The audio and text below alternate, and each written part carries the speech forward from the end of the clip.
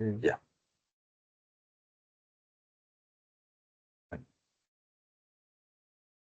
Reitero las buenas noches para aquellos que se están incorporando a la presentación. Eh, bueno, la semana pasada comenzamos a ver los elementos de depresión y trastorno depresivo bipolar, ¿ya? Y vimos algunas cosas como el estado químico, ¿cierto? Como el estado del ánimo, digamos, normal, el EU, significa propiamente o propio, el que corresponde en otras palabras. Y hablamos de un estado expansivo del estado de ánimo, que es la manía, este estado con alta energía, y la depresión por el otro extremo, ¿cierto? Y entre medio, ¿cierto? Entre eutimia y la manía tenemos la hipomanía, y entre eutimia y depresión tenemos distimia. Ya lo conversamos la semana anterior, hablamos un poco de la prevalencia, ¿cierto? Que donde mencionamos que los trastornos depresivos en general son de alta prevalencia, principalmente en mujeres, y mucho más mujeres que en varones, y los trastornos bipolares son pocos, en realidad, en relación a la población en general, en cuanto a trastornos. ¿Ya? Vimos distintos tipos de trastornos del estado del ánimo, trastornos de regulación reactiva del estado del ánimo, ¿cierto? Serán los menores, se manifiestan menores, trastorno de depresión mayor, es importante recordarlo porque estos síntomas se van a mantener también en trastornos bipolares, trastorno depresivo persistente o distimia, que es este estado de ánimo depresivo, pero que no alcanza a concretar los síntomas o la intensidad para ser considerada una depresión mayor, ¿ya? Y no tiene además síntomas hipomaníacos porque sería ya un trastorno bipolar. Trastorno disfórico premenstrual, que como su nombre lo dice, son los cambios de estado del ánimo y todos los síntomas que conlleva este periodo premenstrual que remite al pocos días o remite a la menstruación o baja intensidad de gran manera durante la menstruación. Hablamos de las distintas zonas de la corteza del cerebro, ¿cierto? Bueno, del encéfalo en realidad, no del cerebro, del encéfalo y sus distintos síntomas que tienen que ver principalmente con afectos negativos y positivos, ¿ya? Además de elementos psicomotores, por ejemplo, como disminución de la fatiga, el letargo. También mencionamos en general que todos los síntomas se deben a una disminución de la actividad de neurotransmisores como dopamina, serotonina y noradrenalina en distintos puntos. La amígdala, por ejemplo, a nivel de corteza, en distintas áreas, por ejemplo, lo que tiene que ver con apatías incluso la anedonia, la pérdida del placer, tiene que ver con alteración en el aporte del núcleo accumbens, entre otras cosas.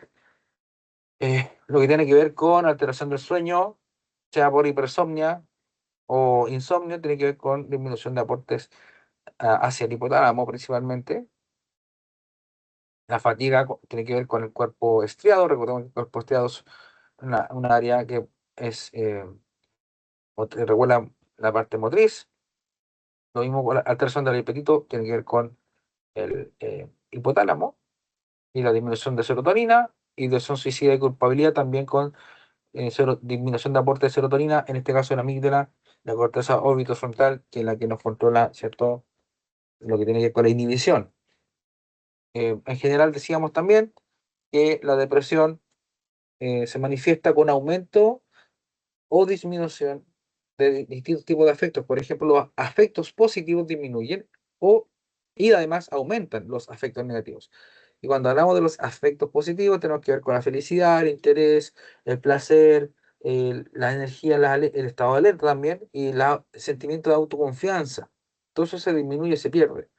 Y se aumenta los afectos negativos como la culpabilidad, la ansiedad, la hostilidad, irritabilidad y los sentimientos de soledad.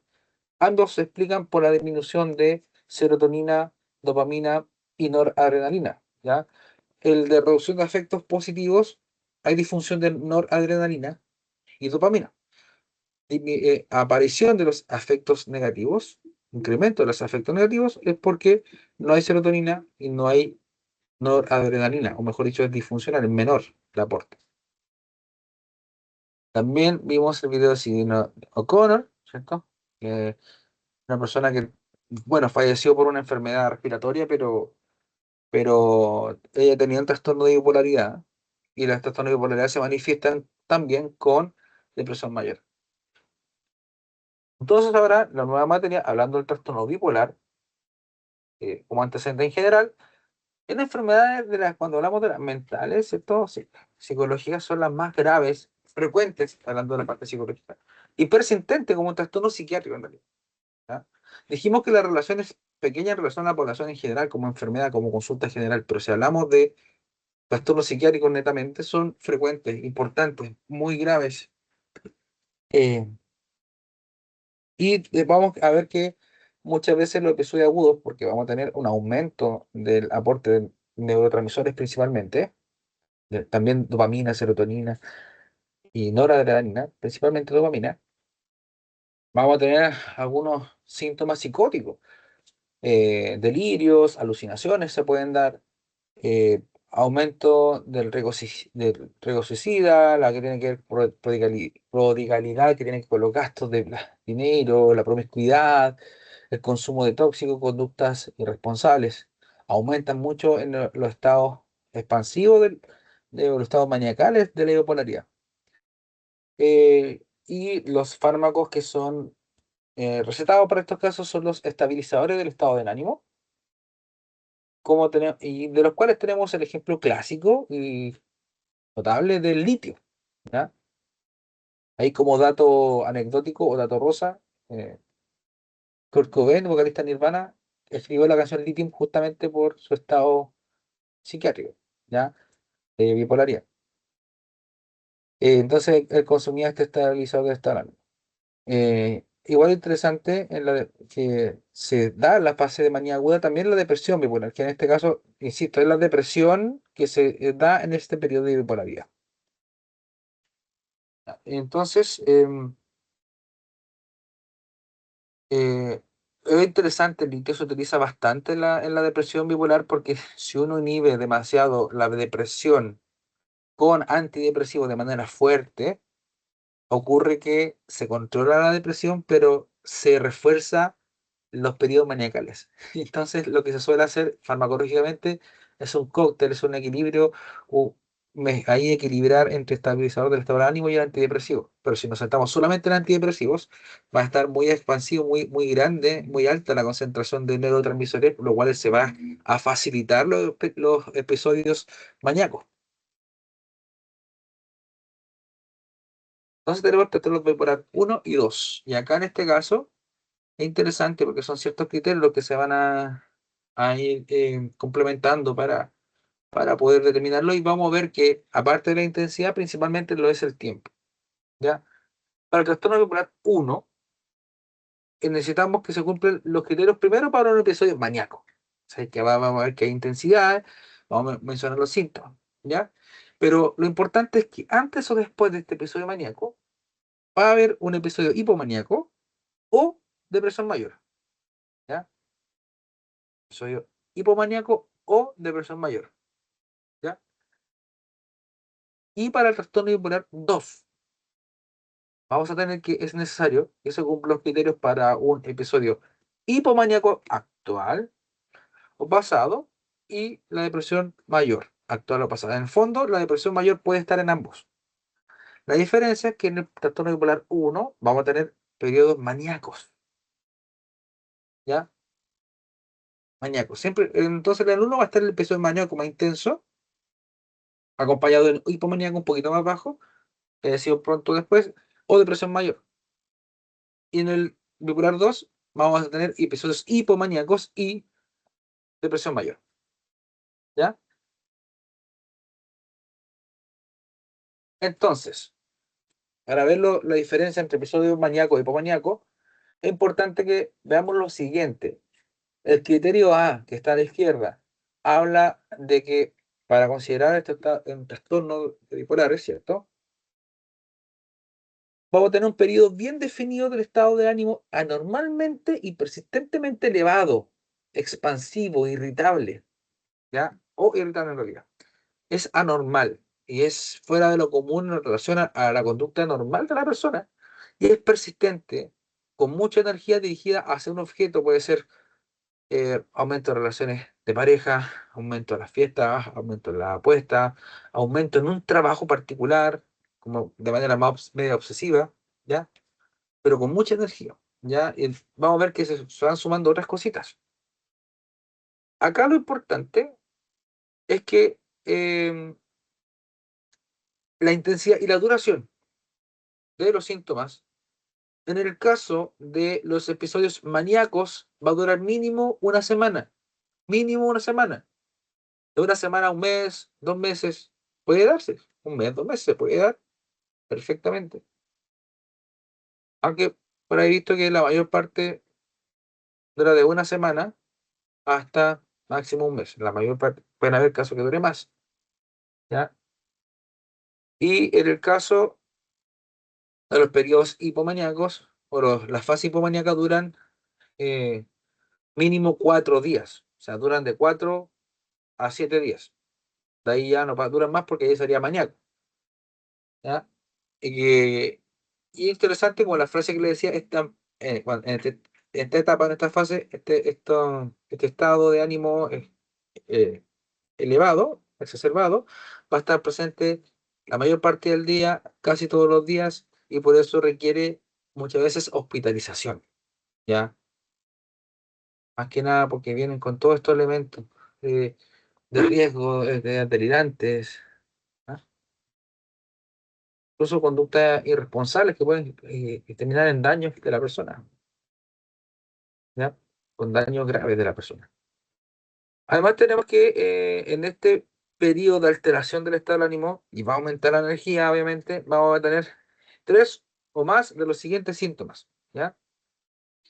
Si el estado del ánimo es irritable, solamente porque puede ser irritable, pero no necesariamente expansivo, elevado, enfocado a un objetivo, pueden haber se van a requerir sí, 4 síntomas, por lo menos, ¿ya? Normalmente, por eso dice, se consideran tres o más, ¿ya? Si es solamente el estado de ánimo irritable, se consideran cuatro, ¿ya? Pero lo importante es que estos estados de ánimo, estos episodios son un cambio total de la rutina o la conducta común de la persona, ¿ya? ¿Y cuáles son los síntomas que van a acompañar a estos periodos anormales, expansivos de la energía, de la actividad dirigida hacia un objetivo? Uno, aumenta la autoestima y o el sentimiento de grandeza, demasiado, ¿cierto? Dos, disminuye la necesidad de dormir, ¿ya? Es decir, la gente duerme poquito y se siente descansado. Mucho más a lo de lo habitual. Puede tener lo que se conoce como fuga de ideas, que después lo vamos a explicar, ¿ya? Facilidad de la distracción, aumento de la actividad dirigida a un objetivo social, en el trabajo, en la escuela, actividad sexual, o bien agitación psicomotora, pero sin alguna actividad definida puntual con algún propósito X, ¿ya? Participación excesiva en actividades que tienen muchas posibilidades de consecuencias dolorosas y complejas. Por ejemplo, compras irresponsables, juergas indiscrecionales en discreciones sexuales o inversiones de dinero imprudente. Por ejemplo, compras son capaces de gastarse, o no sé, si les gusta algo, una ropa, se compran todo lo que puedan de esa ropa.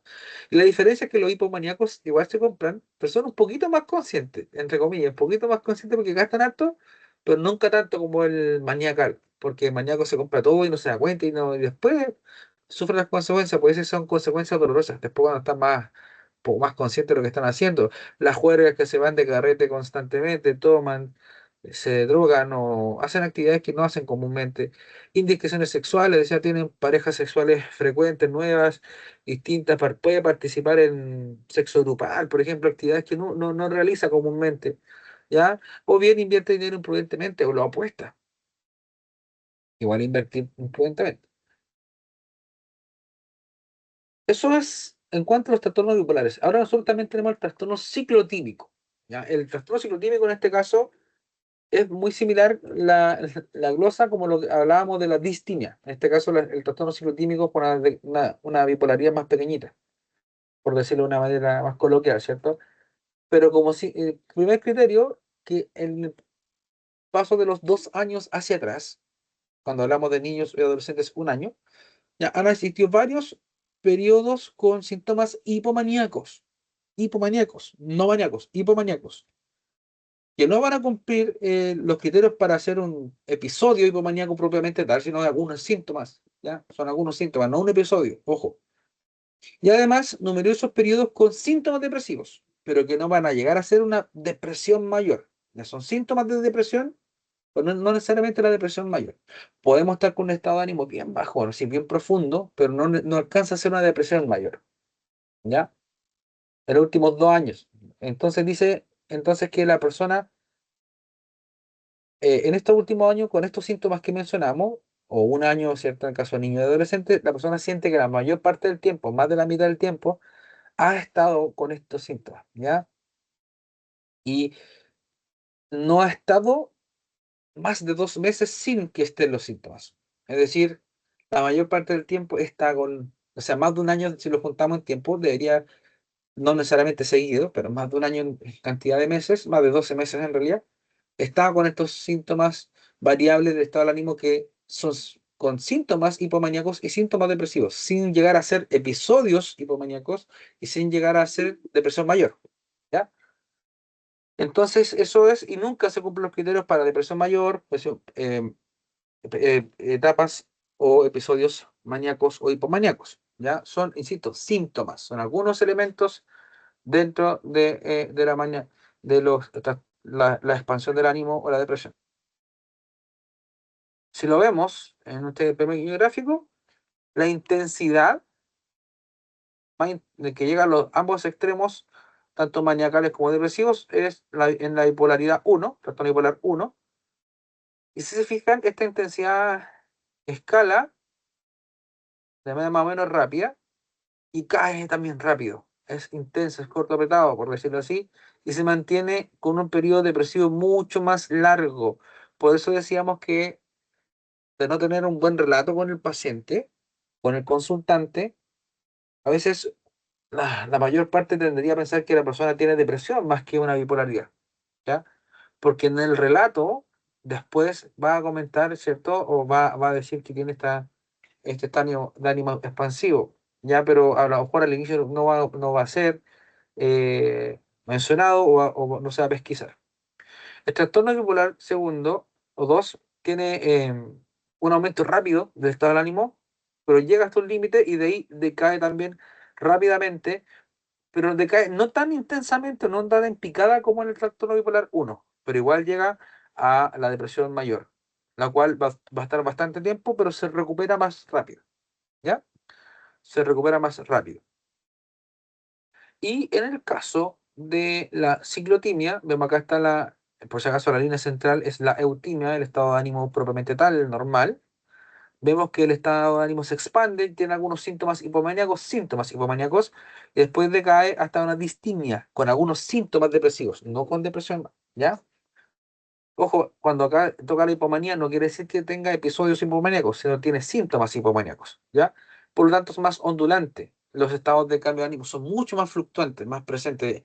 Ahí quizás uno podría entrar igual, eh, uno dice quizás sea más fácil determinar esto. No, no es tan fácil porque primero la persona debe ser, como los criterios descritos, debería tener por lo menos 2 años sintiéndose así si es adulto. Y que analice que sí, la mayor parte del tiempo me he sentido mal, ¿ya? Muchas personas pueden llegar a creer que esto es simplemente una cosa normal, que está con estado de ánimo mejor o peor, por cosas de la vida. Entonces eso es como lo complejo de la ciclotimia, ¿ya? Ahora, al igual que la clase anterior, vamos a mostrar las áreas y los síntomas. A nivel de corteza prefrontal dorsolateral, se ve la taquipsiquia, sentimiento de ansiedad, verborrea y distractibilidad. Taquipsiquia. Taqui significa rápido. Pensamientos rápidos, frecuentes, constantes, de un tema, de un punto a otro, ¿ya? De un tema a otro tema. Pero rápido, está constantemente pensando, prestando la atención a sus pensamientos que van variando. Sentimiento de grandiosidad, está el resto. Verborrea, rea, por si acaso, el sufijo rea significa flujo. En este caso sería flujo de palabras. Habla más. Distractibilidad. La persona obviamente tiene problemas de atención. Corteza prefrontal, frontomedial, aumento de la motivación o dirección a un fin. Por eso decíamos un objetivo. A diferencia de la depresión, cuando en este caso se disminuía la motivación y había apatía, incluso hasta la anhedonia. ¿Ya? Núcleo cumbens, las situaciones buscan el placer, ¿cierto? Se aumenta el placer. Megalomanía, el sentimiento de grandiosidad, pero exacerbado, donde además se sobreestima las cualidades y capacidades. Y La taquipsiquia también se habla del pensamiento rápido e intenso. La agitación motora, obviamente el cuerpo estriado, que sabemos que controla el movimiento. Hipotálamo, disminución de la necesidad de dormir, porque sabemos que el hipotálamo regula el sueño. La amígdala, obviamente, como está exacerbada, va a estar va a presentar irritabilidad. Corteza prefrontal, órbito frontal, sabemos que esta zona es el filtro, es el control de la barrera para la conducta. Por lo tanto, cuando se está disminuido el aporte de neurotransmisores acá, vamos a tener comportamiento riesgoso, también la megalomanía y la verborrea. No hay control, no hay inhibición de aquello. Un pequeño glosario para entender algunos conceptos. La megalomanía es un término que se utiliza para describir la tendencia a sobreestimar las capacidades propias. ¿Ya? Y la importancia de uno mismo respecto a los demás. Ojo, sobreestimar las capacidades, por lo tanto, las personas pueden hacer cosas para las cuales consideran que son buenos sin serlo.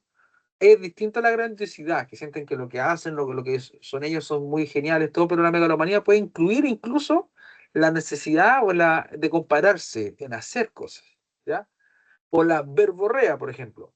Alteración cuantitativa aumenta, ¿cierto? El flujo del lenguaje, que es lo que decíamos recién, ¿ya? Pero es interesante porque se acelera el lenguaje y la prolijidad del discurso se mantiene. Y es tan elocuente el discurso que a veces cuesta ser interrumpido. Habla, habla, habla. Es un síntoma típico de los estados maniacales. Por eso es importante escuchar a la gente, cómo se expresa. ¿Ya? Se puede dar en algunos tipos de psicosis orgánicas cuando hay un tipo de lesión, sobre todo, en cuadro de agitación, estado ansioso, se puede dar también esta recorrida que la gente está como exaltada y hablando más. ¿Ya? La taquipsiquia es una aceleración patológica de la actividad psíquica del pensamiento. Ya es interesante porque también es cuantitativo y en cuanto a la velocidad y la cantidad de cosas que se van pensando, y se puede dar este pensamiento con o sin verborrea, o sea, con manifestarlo o sin manifestarlo, pero está constantemente dándole vuelta ya a las cosas. Ahora, ¿cuál es el caso más extremo de la taquipsiquia? Es la fuga de ideas o la ideofugabilidad. En este caso es un ir y venir en distintos tipos de pensamientos variables y constantes que saltan de uno a otro, que realmente pueden ser, digámoslo de una manera poco más coloquial, como desquiciantes, en el sentido de que está pensando una cosa y no puede concentrarse, no puede llevar un hilo de alguna actividad, de una conversación, nada. De hecho, es un poco incapacitante, está como viendo tantas cosas, como tantas imágenes, casi como una película, que es demasiado intenso, ¿ya? Ya está más acelerado la onda. Están como repitiendo imágenes y la mantienen unos segundos y una cosa y salta otra. Y están demasiado, y es tanto que ya a veces ni siquiera puede abordarlo. Como no puede dar, entre comillas, un desarrollo interno. Ahora, si nos vemos un poquitito más detallado, todo esto es las áreas, volviendo a los síntomas.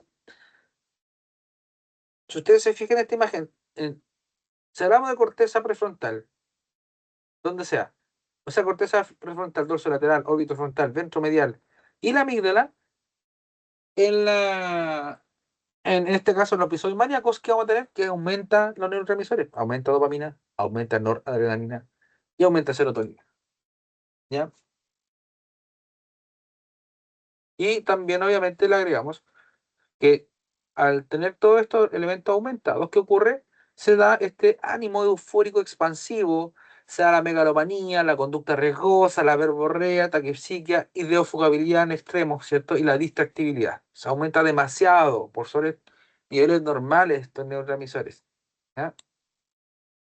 Además, si agregamos núcleo accumbens, ya cuando se altera el núcleo accumbens es interesante porque acá, con mucho estado mucho aporte de neurotransmisores, sobre todo de lo que es la dopamina, ya obviamente, se van a manifestar delirio y alucinaciones. O sea, aquí ya tienen una de las razones de la que una persona pudiese padecer de alucinaciones y delirios es la sobreestimulación dopaminérgica en el núcleo accumbens. Dan síntomas psicóticos, ¿ya? Además, disminuye la necesidad de dormir cuando agregamos el hipotálamo. Recordemos que el hipotálamo regula el sueño. Incremento la conducta dirigida a un fin. La agitación motora también tiene que ver con los ganglios basales. ¿Ya? Así, bueno, ojo, también la corteza eh, prefrontal medial, también se asocia a la conducta dirigida hacia un fin, a la motivación hacia un fin, pero y el hecho de la conducta de ejercer el movimiento, ejercer una acción, es también por los ganglios basales, cuerpo estriado. Y la agitación motora, obviamente, pues saben que el cuerpo estriado controla lo motor. Ahora, ¿qué ocurre? Que las personas cuando están con estado de ánimo eh, expansivo, ya, o están con un estado depresivo, a veces no se manifiesta necesariamente tan claramente. ¿Cómo identificarlo cuando la persona tiene mayor tiempo de sueño? Se puede dar con ansiedad generalmente, porque la persona va a tener depresión, pero va a estar exacerbada igual. Le va a generar una ansiedad, este descontrol del estado del ánimo. Va a haber en ese momento retardo psicomotor, más inestabilidad de la emocionalidad, pensamientos suicidas y síntomas psicóticos también. ¿Ya? Entonces, es un poco a veces más complejo determinar la depresión en personas que tienen bipolaridad, pero los principales o sea que pueden estar todos los síntomas de depresión mayor, pero una de las cosas como claves para poder identificarlo más fácilmente es determinar estas cosas: mayor tiempo de sueño, comorbilidad con ansiedad. Recordemos que puede haber en la depresión menos o mayor sueño, los síntomas depresivos de depresión mayor. Pero las personas cuando son bipolares, cuando normalmente están años depresivos, se van a manifestar como: hoy está durmiendo más de lo común. Claro, porque el otro estado, cuando duerme menos, los estados bipolares. ¿Ya? Estos estados bipolares a veces bajan, ¿cierto? Cuando se regulan los neurotransmisores, pero también empieza a impactar un poquito cuando empiezan a acabarse los recursos. Por ejemplo, la gente se da cuenta: chuta, me gasté todo el sueldo, no tengo que comer ahora, no tengo cómo pagar las deudas. Ahí como que la gente empieza a darse algunos golpes de realidad y de a poquito a caer en el punto que está, ¿ya? Y eso es lo que quería ver hoy, porque es la última parte de la presentación que comenzamos la semana pasada, ¿ya? Así que yo voy a parar la grabación, la voy a parar acá. Obviamente, la clase por si consulta y todo. Así que, dame un segundo para que no quede tan largo el video.